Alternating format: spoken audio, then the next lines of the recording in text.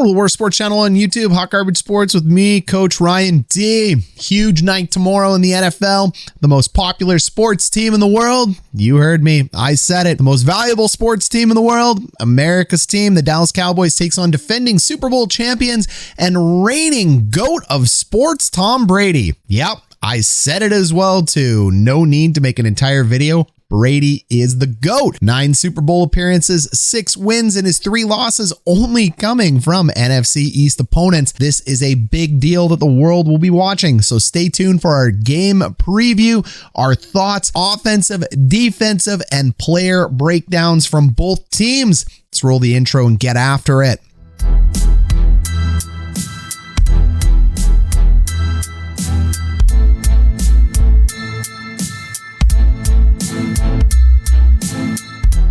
And if you're new here to Hot Garbage Sports, we cover the best in the NHL and newly the NFL. One of the first videos covering it. So drop a like, drop a subscribe if you are a fan of contact, fast-moving sports, American, Canadian, European, Australian, Antarctic. We don't really care. The Dallas Cowboys and the Tampa Bay Buccaneers. What more can be said than what was said of the intro of this video? This is a big deal, but it is not necessarily either because it's the first game of the NFL regular season, which is now expanded to its newly minted 17 games. Let's go ahead and start by covering the Dallas Cowboys. The most popular team gets to go first on this one. The Dallas Cowboys have a lot of questions to answer coming into the season. There are a few things we know for certain. 1, their offense is potent behind Dak Prescott. 2, they boast one of the best wide receiving cores in the NFL, rivaled only by the Tampa Bay Buccaneers. They also have a prolific, overpaid running back in Ezekiel, Elliot. Doesn't mean he's not good though.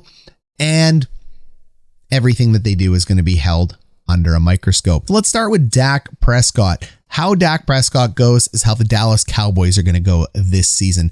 The Dallas Cowboys defense last year was a mess. It's been shored up a tiny little bit. Don't worry, we'll get to it. Dak Prescott is coming off his ankle injury, as well as a small shoulder injury that he suffered in camp, as well as a massive mega deal handed out by Jerry Jones. Now, mega deals aside, Dak Prescott is a top 10 quarterback in the NFL.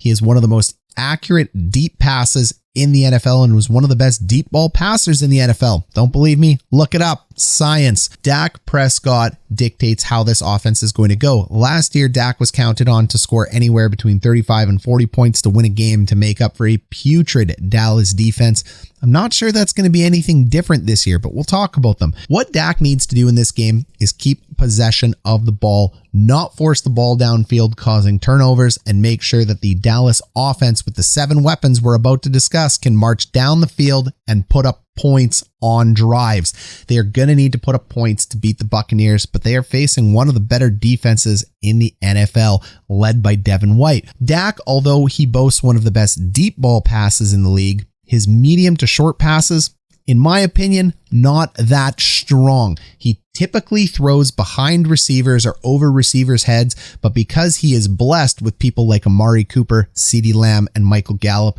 they make up for it. He's also blessed with 2 fantastic tight ends in Blake Jarwin and Dalton Shultz. It'll be interesting to see how those 2 end up sharing snaps going into the game. And now he also has 2 amazing running backs in both Tony Pollard and Ezekiel Elliot. This game is going to go how Dak goes. Dak needs to control the football, not turn it over, and he needs to be able to manage the game and his weapons at hand in order to win it. It's really going to also count on the return of Tyron Smith and Zach Martin and the offensive line back to something that is serviceable, because last year it was a mess, especially after all of the injuries. Dak needs to be protected. Zeke needs to be protected. He needs time to get his ball into the playmaker's hands. Now, that line is also going to dictate Ezekiel Elliott, and the Dallas Cowboys heartbeat does still run through Zeke. I have some questions about Zeke coming into this year. I think Pollard's breathing down his neck, and I think we're going to see a little bit more of a timeshare than what we're used to here in Dallas, but Zeke is definitely one of the best running backs in the NFL at the 5-yard truck. Hit the 2 gap, pick up 4 to 5 yards, and move the chains. That is Zeke. Feed him, feed him, feed him. Zeke has not been known to hit the outside or get those swing passes to the outside.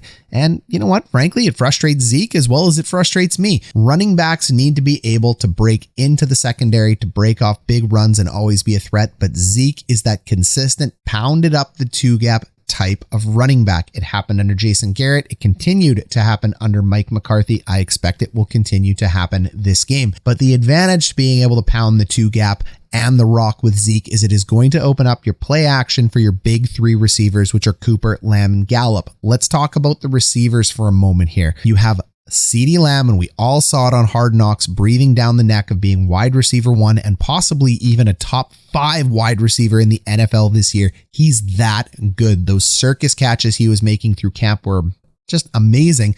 And he was definitely the best Cowboy at camp this year. But Amari Cooper is still an elite NFL receiver. And although it feels like he's been in the league forever, because, well, technically he has, still very young at 27, 28 years old, and he is Dak's favorite weapon. He's also the $125 million man.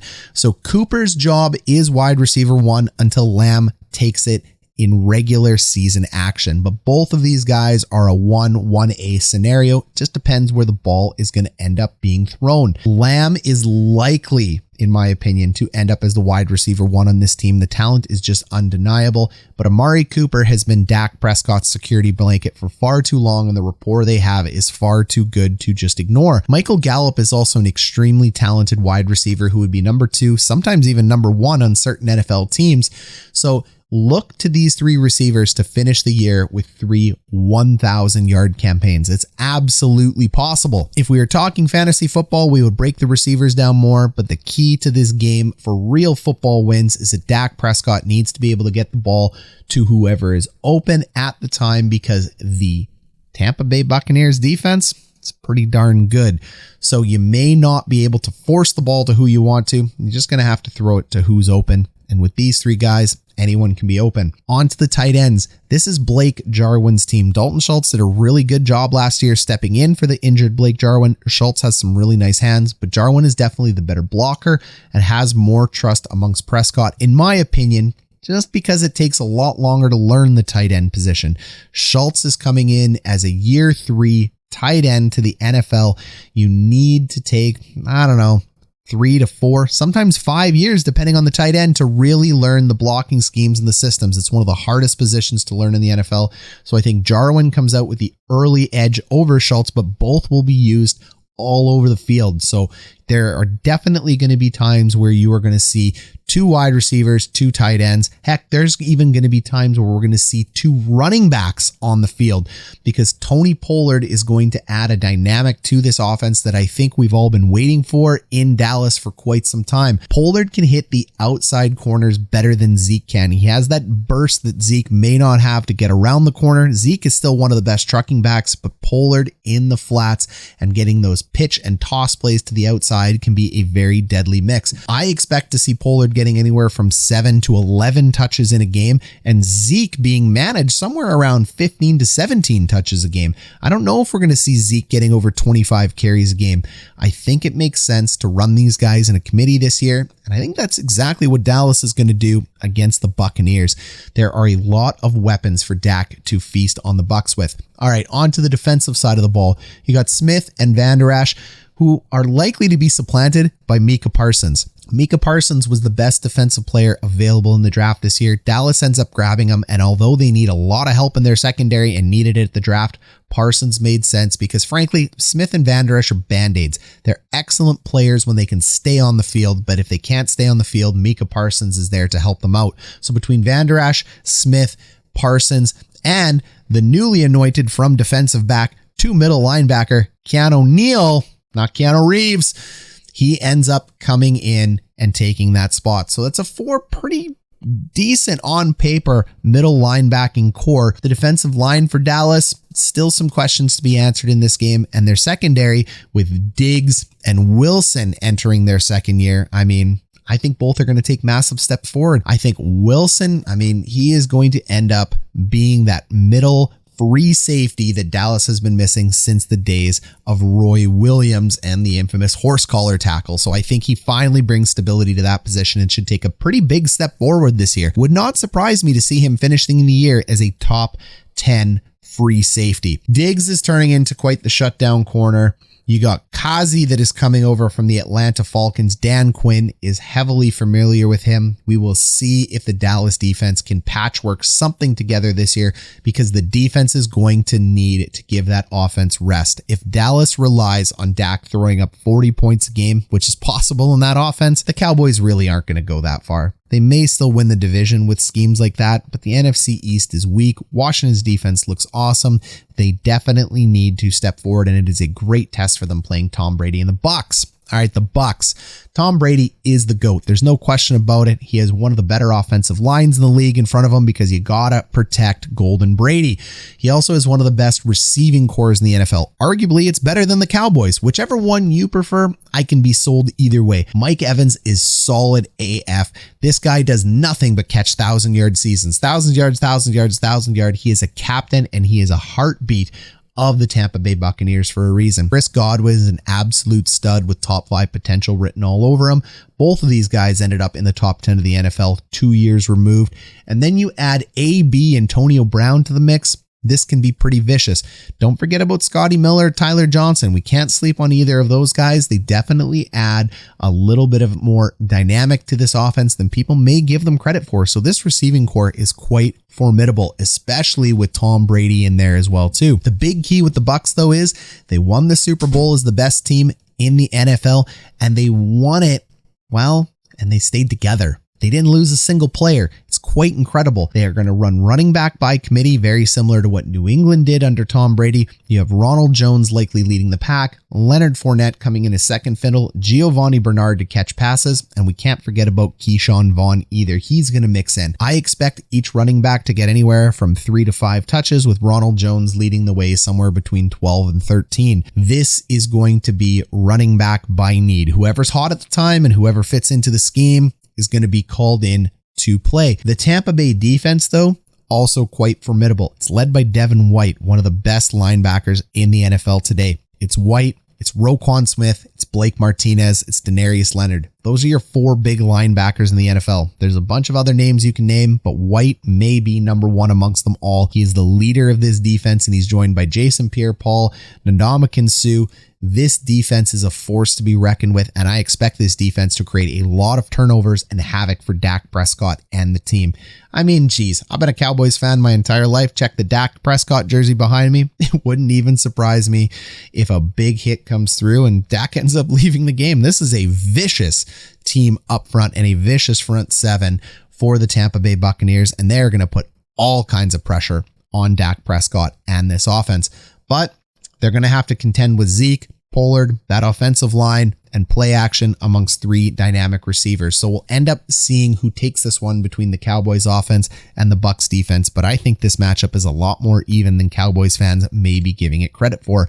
Tampa Bay may actually be the best team in the NFL this year. It's either Tampa Bay or the Chiefs, in my opinion. I still have the Chiefs ahead of Tampa Bay, even though Tampa Bay ended up winning the Super Bowl. There's a whole nother smorgasbord of reasons to which we won't go into right now. But if you have the Bucs over the Chiefs, I can respect that play as well too. They're clearly 1 and 2 until they're not. This is going to prove a very interesting test for Dallas. Dallas has a weak division, but if Dallas can knock off the defending Super Bowl champions on Thursday night, well, they can start making a claim that maybe they are legit. Whatever Dallas does is going to be put under a microscope, because the Cowboys, the Yankees, the Habs, these are teams that it doesn't matter what happens.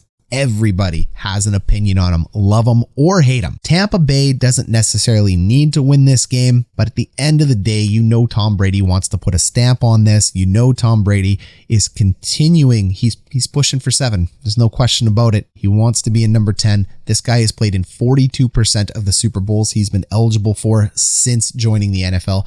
That is why he's the GOAT. He's won 6 of them, which is over 30% of his career.